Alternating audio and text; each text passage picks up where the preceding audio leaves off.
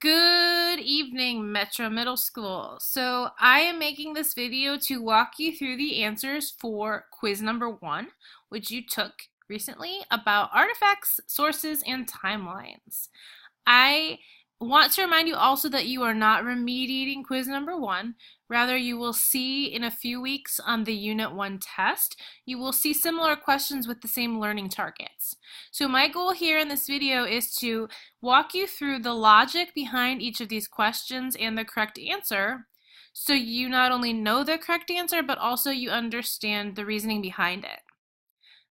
Also, if you did not get mastery on this first quiz, that's okay. We're still learning and growing.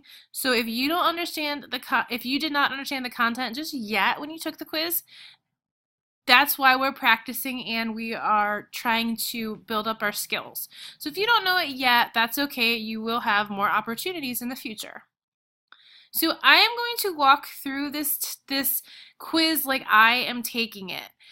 I want you to be aware, though, that some of the letter options are different on your quiz because the answers are randomized.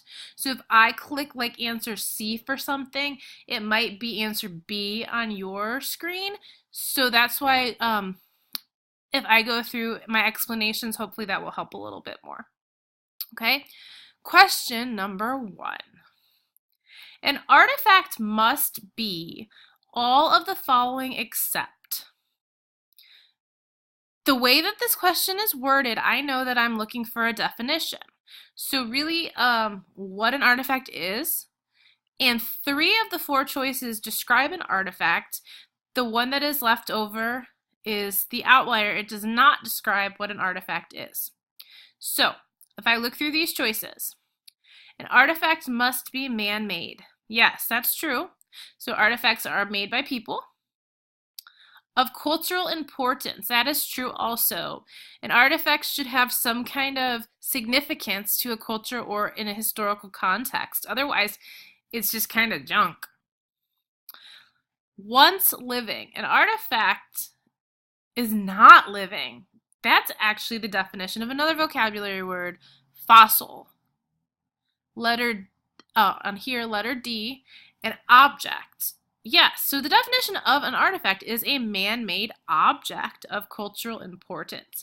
Therefore, the correct answer is once living. That is not what an artifact is. Question 2. On Monday, Mrs. Lucero told you all about her memories of September 11th, 2001. This makes Mrs. Lucero an artifact? Wait a second, I just said an artifact is an object. I am not an object, I'm a person. A secondary source. A secondary source is usually or is done by a person who is not directly involved in the event. So me telling you my personal experience and my personal memories, that is not a secondary source. A primary source. A primary source is a record of events as they are first described by someone who was experiencing the event. So I was telling you my memories about what I went through that day, my schedule at school. So I'm thinking that primary source is the right answer. Let's look at the next choice. A fossil. I am not that old. So the correct answer is a primary source. Question 3. The terrorist attacks on 9/11/2001 were very significant in our nation's history. Which of the following is a secondary source relating to this topic? Remembering secondary sources are written or created later on and really synthesize and critique and analyze the event, whereas primary sources are records of the events as they're first described. They're very raw, so there's no editing or really extra analysis put into it. So video footage of the towers falling, that is a record of the event as it is happening. That is a primary source. A textbook article published in 2009. So if the towers fell in 2001, this was published later. So I'm thinking that's a secondary source, but I want to check through my other 2 answers. A diary entry describing the emotions felt after watching the events unfold, written by a teenager on September 12th, 2001. That's very raw, so that's very much a record of events as they are happening, so that's a primary source. And lastly, a photograph of a firefighter rescuing a victim. That's also a primary source because it is a photo that is happening or that is taken as the event is happening. So my answer for question 3, a textbook article published in 2009. Question 4. Emily is writing a research paper about the sinking of the Titanic. She needs a primary source. Which do you recommend? So primary source, something that was around or someone that was around when the Titanic sank. Wikipedia. So, number 1, Wikipedia is not a credible academic source. And number 2, there was no internet when the Titanic sank. Okay, next. I Survived the Sinking of the Titanic, a fictional book. So a fictional book would mean that whoever wrote it had to really do research about the Titanic disaster. So that would show me that that is not a primary source. An interview with a survivor posted on YouTube. So people did survive the Titanic. I think that at this point, though, they have all passed away. But if a survivor was telling their experience, that's a primary source. But let me check the last answer here. A Time for Kids magazine article, not a primary source because there would have been some analysis and synthesis involved. So here my answer of primary source is an interview with a survivor. Now on to the timeline portion of our quiz. The following 8 events have been shuffled. So these are not in order. So they're shuffled just like you take a deck of cards and you just, cycle through them. So I need to use my knowledge of timeline conventions to figure out which event occurred first. Okay, I know by reading a timeline that if I see all these dates, I have BC, but I also have AD. Which happened first? So BC before Christ, AD Anno Domini in the year of the Lord, so that would mean when Jesus was around. So I know my date has to be a BC date. So I know I can get rid of these last 2. Now, from the remaining 6 BC dates, I need to find the biggest because I know that before Christ or before the Common Era, the dates go from big to small. So if I skim through all of these dates, the biggest of those 6 is 1300 BC. The chariot is brought to China. That is my correct answer. Question 6. So same concept of 8 events that have been shuffled using your knowledge of timeline conventions.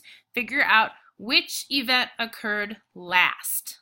So again, I see both BC and AD. I know that before Christ, BC happened earlier. So I'm going to get rid of all 6 of those BC dates, which leaves me with 2 AD dates. And AD goes from smallest to biggest. So AD goes from year 1 all the way through our current year, 2017. So of these 2 dates, which one is bigger? 208 AD, China is separated into 3 kingdoms. That is my correct answer for question 6. Question 7, this is a multiple tier timeline. It asks me, use the timeline below to help you answer the question, how long ago was the Sphinx built? How long ago? So that means from today, from 2017, I have to think back. So my first step is to find that event on this timeline, and I see it is right here. The Sphinx was built in Egypt in 2550 BC. But that's not what my question is asking. My question is asking how long ago was that? So I'm living in 2017 AD. This is a BC date. So BC and AD are opposites. So I add those 2 numbers together. So I would add 2550 plus 2017. And if I look at my answers, I see not an exact answer, but I see an approximate answer of 4,550 years ago. That is the correct answer. Approximately means around, so it's like an estimate. Question 8 is the same timeline. It says, use the timeline below to help you answer the question, which dynasty took power first? And if I look at my answer choices, there are only 2 to pick from. The Xia, I think is how we pronounce it, and the Shang. So if I find these 2 here, I see 2070, the Xia dynasty began their rule in China. 1250, the Shang dynasty develops writing in China. This is a bigger year, and also I'm reading my timeline from left to right. So the answer would be the Xia. Question 9, another timeline. Use this timeline below to help you answer the question, how many years occurred between Assyrians attacked Egypt and Alexander the Great conquers Egypt? Okay, I need to find these events first. Assyrians attacked Egypt, 671 BC. I see right next to it, Alexander the Great conquers Egypt, 332 BC. I'm asked to find how many years occurred between, oh my gosh, there's a typo there. I see that they both occurred in BC. So BC, the same, I subtract. So I subtract 332 from 671. The difference is 339 years. Question 10. Use the timeline below to help you answer the question, how many years occurred between Confucius dying and China separating into 3 kingdoms? Again, I'm asked to find the years between 2 events. Confucius dying.